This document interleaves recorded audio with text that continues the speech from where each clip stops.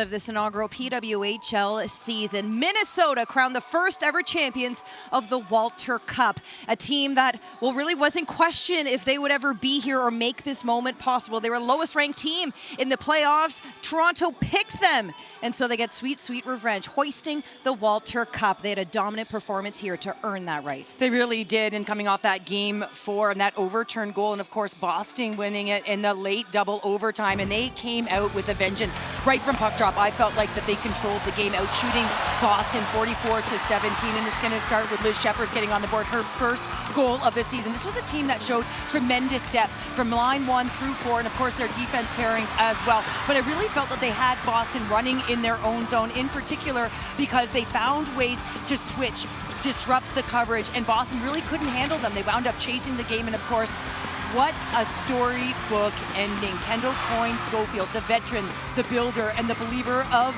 this league, to bury that for the insurance marker, the third goal of the game. A truly emotional game. We were emotional up in the booth, and it was more than just a game tonight. That's right. It was a victory that extended beyond a score of 3-0. It was a victory that really united women's hockey here. The future is so bright, and you could just see it on the athletes' faces. Well, yeah, and there was a ton of emotion on the ice, and they spoke at length about the alumni or the different leagues, the building blocks to get to this moment. They paved their way here, and the emotion of the building, the crowd, the fans, the family members, and of course the investment in them. And that whole mantra that Cassie Campbell-Pascal once said to me, believe you belong. Well, they do belong. They belong, and they were able to have that respect, handshake, and of course the Walter Cup gets hoisted and handed off by Mark Walter himself to Kendall Coyne-Schofield. I mean, you could just see the emotion. There were tears from her, from multiple teammates, as they came together to celebrate a historic moment.